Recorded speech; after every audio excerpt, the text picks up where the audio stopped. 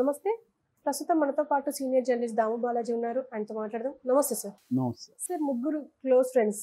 కానీ ఇద్దరు close friends కలిసి ఇంకో ఫ్రెండ్‌ని చంపేశారు దారుణంగా అది కూడా. అసలు ఏం జరిగిందంటారు సార్? ఇది ఒక దారుణమైన సంఘటన. ఎందుకంటే ఇది హార్ట్ బ్రోకింగ్ అంటారు కదా, అటువంటి ఒక సంఘటన. ఎందుకంటే చనిపోయిన కుర్రవాడు, వీళ్ళు ముగ్గురు కూడా టీనేజర్స్, అంటే జువనైల్ అంటారు కదా, జువనైల్ క్రైమ్. ముగ్గురు కూడా 18 ఇయర్స్ లోపల ఉన్న పిల్లలు. సో ముగ్గురు కూడా క్లోజ్ ఫ్రెండ్స్. ఇది ఎక్కడ జరిగిందంటే ఆంధ్రప్రదేశ్లో విజయనగరం దగ్గర నెల్లిమర్ల మండలంలో కొండపేట అనే గ్రామంలో జరిగింది. సో ఈ మధ్య సమ్మర్ వచ్చింది కాబట్టి ముగ్గురు పిల్లలు కూడా వాళ్ళ పేరెంట్స్కి సంబంధించిన సెల్ ఫోన్లు తీసుకొని ఆన్లైన్ గేమ్స్ ఆడడం అనేది చేసేవాళ్ళు ముగ్గురు కలిసి. అయితే ఈ ముగ్గురులో చైతన్య అనేవాడు కొంత షార్ప్ అనమాట. అంటే ఇతనే ప్రతిసారి గెలుస్తూ ఉండాడు. అయితే ఈ అబ్బాయికి ఒక లక్షణం ఏంటంటే వాళ్ళని ఎగతాళి చేసి వాళ్ళని టీచ్ చేసే లక్షణం చైతన్యకు ఉంది. సో నేనే గెలుస్తాను, మీరు యూజ్లెస్ రా, మీకేం బ్రెయిన్ లేదు, అలాగా వాళ్ళిద్దరిని తను హ్యూమిలేట్ చేస్తున్నాడు జనంలో, వేరే వాళ్ళ మధ్యలో. ఈ హ్యూమిలియేషన్ వాళ్ళు భరించలేకపోయారు. సో భరించలేక వాడిని మార్చడానికి ట్రై చేసి వాళ్ళ పేరెంట్స్కి చెప్పడమో లేదా తమ పేరెంట్స్కి చెప్పడమో చేసి ఉండొచ్చు. వీళ్ళు అది చేయకుండా వీళ్ళు ఏంటంటే వీళ్ళు ఒక కసి పెరిగిపోయింది వీళ్ళకి. ఆ కసిలో నుంచి వీళ్ళు ఏం చేశారంటే వీడిని చంపేద్దామని డిసైడ్ అయ్యారు. అది కూడా ఈ మధ్య మన జనరేషన్ ఏంటంటే చిన్నప్పుడే మా ఫ్రెండ్ వాళ్ళ పాప ఉంది, 3rd క్లాసు, బ్రహ్మాండంగా అమ్మాయి ఆన్లైన్ అన్ని వ్యవహారాలు తెలుసు. సెల్ ఫోన్ మేనేజ్ చేయడం, ఫోటోలు తీయడం, వీడియోలు తీయడం బ్రహ్మాండంగా చేయగలుగుతుంది. సో అలా ఈ జనరేషన్కి నెట్టు, టెక్నాలజీ వీటి మీద అండర్స్టాండింగ్ ఉంటుంది. అందువల్ల హత్య చేయాలంటే కూడా ఎలా చేయాలి, ఒక ప్లానింగ్ ఏంటి, దీని హత్యను ప్లేస్ ఏంటి, చేసిన తర్వాత ఎట్లా, పోలీసులు పట్టుకుంటే ఏం చేయాలి, ఈ మొత్తం మెకానిజం ఈ పిల్లలకి అర్థమైంది. వాళ్ళు ప్లాన్ చేస్తారు ఇద్దరు. మామూలుగా ఇవాళ జరిగే హత్యలన్నీ కూడా అందరూ కూడా ఎవరు కూడా అమాయకంగా చంపేయట్లే, అందరూ కూడా ప్లాన్ చేసుకుంటారు. దొరికేదైతే దొరికిపోతున్నారు, కానీ ప్లానింగ్ మాత్రం బ్రహ్మాండంగా చేస్తుంటారు సినిమాటిక్గా. వీళ్ళిద్దరు కూడా అలా చేశారు. సో వీడి గురించి అన్నీ తెలుసు కాబట్టి వాళ్ళకి ఎక్కడెక్కడ వీడు ఎట్లా తిరుగుతుంటాడు ఏంటి. వాళ్ళేమి గొడవపడి విడిపోలే, ముగ్గురు ఫ్రెండ్లీగానే ఉన్నారు. అప్పుడప్పుడు గొడవలు వస్తున్నాయి, మళ్ళీ ఫ్రెండ్స్ అవుతూనే ఉన్నారు. అలాగా వీడు మొన్న ఏం చేశాడంటే చైతన్య వాళ్ళ మదర్తో పాటు బ్యాంకుకి వెళ్ళాడు. బ్యాంక్ పని చూసుకొని మళ్ళీ వచ్చాడు. ఇవన్నీ వీళ్ళు అబ్జర్వ్ చేశారు. తర్వాత లంచ్ తర్వాత వీడిని సరదాగా బయటికి రారా అని పిలిచారు. ముందే వీళ్ళు ప్లాన్ చేసుకున్నారు, అంటే రెక్కీ చేశారు. ఏ స్పాట్లో చంపాలి, ఏ స్పాట్ అయితే జనం లేకుండా ఉంటుంది, చంపిన తర్వాత ఈ శవాన్ని ఎక్కడ తీసుకెళ్ళాలి, ఇవన్నీ వాళ్ళు ప్లాన్ ఇద్దరు జాగ్రత్తగా చేసుకున్నారు. ఎలా చంపాలి ఇవన్నీ కూడా వాళ్ళు ప్లాన్ చేసుకొని ఈ కుర్రాన్ని పిలిచారు. తర్వాత మెల్లగా అటు ఇటు తిరిగారు, కాసేపు కబుర్లు చెప్పుకుంటూ. మరి తాటి ముంజులు ఉన్నాయిరా అక్కడ, మా ఫ్రెండ్ వాళ్ళు ఉన్నారు, వెళ్దామా అని ఈ కుర్రాన్ని పిలిచారు. ఈ అబ్బాయికి ఏం తెలియదు కదా, వాళ్ళ స్కీమ్ ఏంటి తెలీదు, మామూలుగానే వెళ్ళాడు. సో వీళ్ళు ఒక తాటి చెట్ల సముదాయం, తోపు అంటారు కదా, తాటి తోపు, అక్కడికి కుర్రాన్ని తీసుకెళ్ళారు. సో అక్కడ ఆ టైంకి ఎవరు లేరు జనం. సో తీసుకెళ్ళి ఒక కుర్రాడేమో ఈ అబ్బాయితో ఫ్రంట్లో నిలబడి మాట్లాడుతున్నాడు సరదాగా, ఇంకొకటి వెనక నుంచి. ఇదంతా ముందే ప్లాన్ అనమాట, ఎట్లా చేయాలని రిహార్సల్స్ అంతా చేసుకున్నారు వాళ్ళు. సో వెనక నుంచి ఒక పెద్ద బండరా అయితే నెత్తిన పట్టని కొట్టాడు సడన్గా. దాంతో ఈ అబ్బాయి కూలిపోయాడు. దాంతో ఈ అబ్బాయిని అదే రాళ్ళతో ఇద్దరు భయంకరంగా కొట్టి చంపేశారు. చంపేసిన తర్వాత డెడ్ బాడీని తీసుకెళ్ళి ఒక దట్టమైన పొదల్లో, ముందే వాళ్ళు ప్లాన్ చేసుకున్న ఆ పొదల్లో దాన్ని పెట్టేసి, అక్కడ కెమెరాలు ఏం లేవు కాబట్టి వీళ్ళని ఎవరు చూడలేదు కాబట్టి వీళ్ళు సైలెంట్గా ఇంట్లోకి వెళ్ళిపోయారు. ఈ చైతన్య అబ్బాయికి తండ్రి లేడు, తల్లి మాత్రమే ఉంది. తల్లికి ఏకైక అబ్బాయి. ఈ అబ్బాయి మీదే ఆశలను పెట్టుకొని ఆమె కష్టాలు పడి అబ్బాయిని చదివిస్తుంది. వీడు కొంత పెద్దోడైతే మన జీవితం కూడా బాగుపడుతుంది అని చెప్పి ఆమె హార్డ్ వర్క్ చేస్తుంది. సో ఈ కుర్రాడు ఇంటి నుంచి పోయాడు, రాలేదు. ఈమెకు తెలుసు వీళ్ళిద్దరు ఫ్రెండ్స్ అని. వాళ్ళని అడిగింది వెళ్ళి, లేదు మేము సరదా కాసేపు ఉన్నాం, మళ్ళీ వచ్చేసాడు, నాకు పని ఉందని వెళ్ళిపోయాడు, మేము అట్లా వెళ్ళిపోయినా అని చెప్పాడు. సో ఈమె వెతికింది, అందరిని అడిగింది. ఇంకా ఏం చేయాలో తెలియక ఎవరినో వాళ్ళని వీళ్ళని పట్టుకొని మొత్తానికి పోలీస్ స్టేషన్లో వెళ్ళి కంప్లైంట్ చేసింది.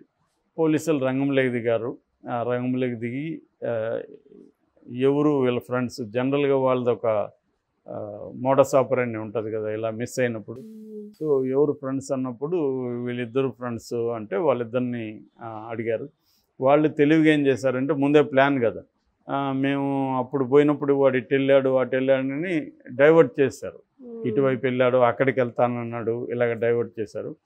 కానీ పోలీసులు ఎక్స్పీరియన్స్డ్ కదా, వీళ్ళంతా థియరీ చదువుకొని కంప్యూటర్లు చూసినా వాళ్ళకి వీళ్ళ బాడీ లాంగ్వేజీ, తర్వాత వీళ్ళు కొహరెన్స్ అంటాం, ఇద్దరు కలిసి అబద్ధాలు ఒకే రకంగా చెప్పాలి కదా. సో మామూలుగా ఒక్కోసారి ఒకే రకమైన అబద్ధాలు చెప్తే కూడా డౌట్ వస్తుంది వాళ్ళకి.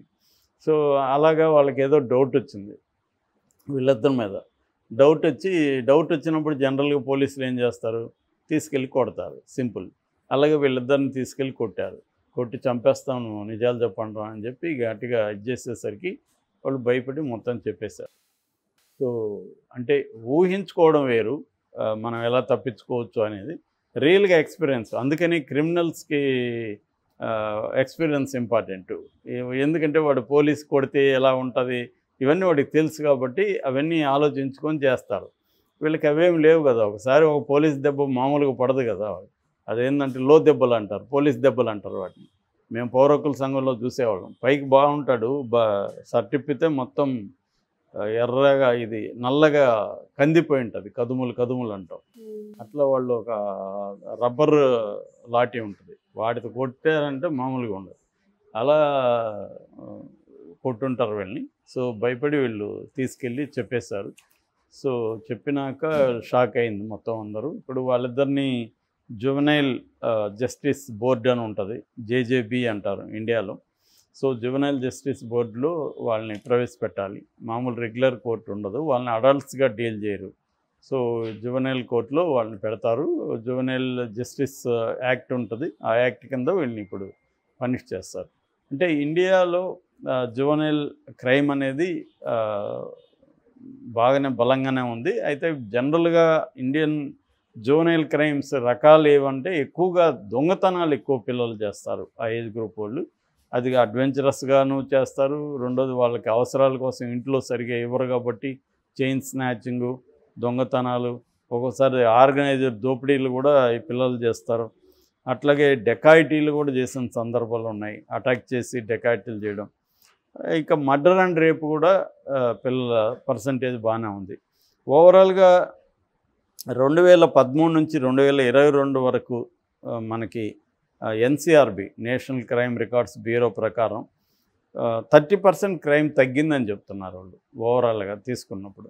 అయితే అంటే 2013లో 43,506 క్రైమ్స్ జువెనైల్ క్రైమ్స్ ఉంటే 2022కి అది 30,555 క్రైమ్స్కి పడిపోయింది.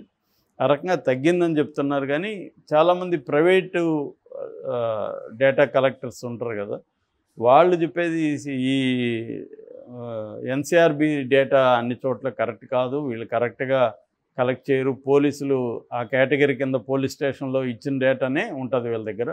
పోలీసులు చాలాసార్లు ఏంటంటే ఈ జోనైల్ అనేసి వాళ్ళ మీద కేసులు పెట్టకుండా, వాళ్ళని పర్స్యూ చేయకుండా బయట పంచాయతీలు చేసి సెటిల్ చేస్తుంటారు.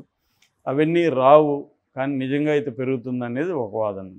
ఏదేమైనా అసలు జువెనైల్ క్రైమ్కి కారణం ఏందనేది చూసుకున్నప్పుడు జనరల్గానే ఆ ఏజ్లో ఏంటంటే మామూలుగా సైకలాజికల్గా చెప్పాలంటే ఇడ్డిగో సూపర్ ఈగో అని ఉంటుంది, ఫ్రాయిడియన్ థియరీ. ఆ ఇడ్డిగో సూపర్ ఇడ్ అనేది ఏంటంటే మన లోపల ఉండే ఇర్రేషనల్ ఎలిమెంట్స్ అన్నంతా ఇడ్ అంటారు. అంటే మనకి జంతు లక్షణాలు ఉంటాయి, ఇంపల్సివ్గా బిహేవ్ చేస్తాం, లాజికల్గా బిహేవ్ చేయము, ఇర్రేషనల్ లాజిక్లెస్గా బిహేవ్ చేస్తాం. ఈ లక్షణాలన్నింటినీ ఇడ్ అంటారు. సూపర్ ఈగో అంటే ఏంటంటే ఈ సమాజం విధించే నీతి నియమాలు కావచ్చు, కంట్రోల్స్ కావచ్చు, ఏది తప్పు ఏది ఉప్పు అనే ఒక విచక్షణ కావచ్చు, ఇదంతా super ego. So super ego ఇడ్ని కంట్రోల్ చేయడానికి ట్రై చేస్తుంది, ఇడ్ ఏమో సూపర్ ఈగోని ధిక్కరిస్తూ ఉంటుంది. అప్పుడు ఈగో అనేది మధ్యలో ఉంటుంది. ఈగో అనేది మీడియేట్ చేస్తుంటారు, కొద్దిగా నువ్వు సర్దుకోరా బాబు, కొంచెం సైలెంట్గా ఉండవు అని చెప్తుంది, నువ్వు కూడా మరీ అంత పెత్తనం చేయకని చెప్తుంది. ఇడ్ అనేది ఒక బ్యాలెన్స్ చేస్తుంది.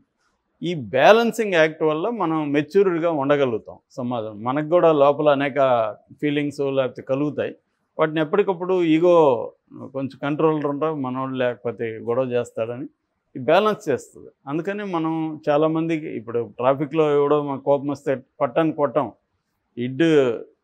ఇడ్డు లేస్తుంది, కొట్టురా వాడిని అంటుంది. అప్పుడు ఇగో చెప్తుంది, నువ్వు కొట్టావంటే నువ్వు పోలీసులు వస్తారా, స్టేషన్కి పోతావు, జైలుకి పోవాలి, మూసుకొని ఉండని చెప్తుంది. ఈ బ్యాలెన్సింగ్ ఉంటుంది. ఈ టీనేజ్లో అది ఉండదు. సో ఇది ప్రధాన కారణం. అట్లా కాకుండా ఇంకా బోల్డ్ కారణాలు ఉన్నాయి, సామాజిక కారణాలు ఉన్నాయి, పావర్టీ ఉంది, తర్వాత పీర్ ఇన్ఫ్లుయెన్స్ అంటారు, నువ్వు ఎటువంటి గ్రూప్స్లో కలుస్తున్నావు అనేది కూడా ఇంపార్టెంట్. తర్వాత జనరల్గానే రెబల్ వితౌట్ కాజ్ అనే నేచర్ ఉంటుంది, వాళ్ళకి ధిక్కరించాలి అనే ఒక స్వభావం ఉంటుంది.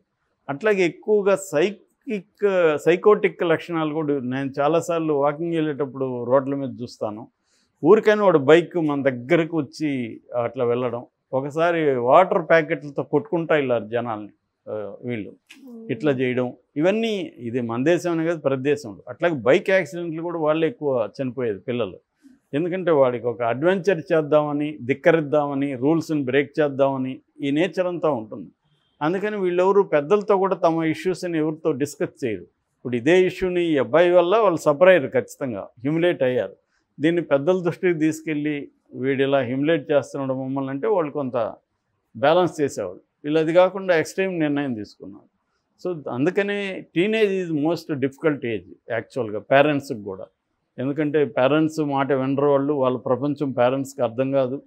సో వాళ్ళని ఎలా కంట్రోల్ చేయాలో పేరెంట్స్కి తెలీదు. రూట్గా చేస్తేమో వాళ్ళు ఇంకా రెబల్స్ అవుతారు, వాళ్ళ మీద టైం పెట్టేంత ఇది ఉండదు. అందువల్ల ఎక్కువగా సైకలాజికల్ ఇష్యూస్ కూడా వీళ్ళకి ఎక్కువ ఉంటాయి. మన కౌన్సిలర్ దగ్గరికి వెళ్ళినామంటే పటాబ్రా, సో ఇది కూడా సేమ్ ప్రాబ్లం.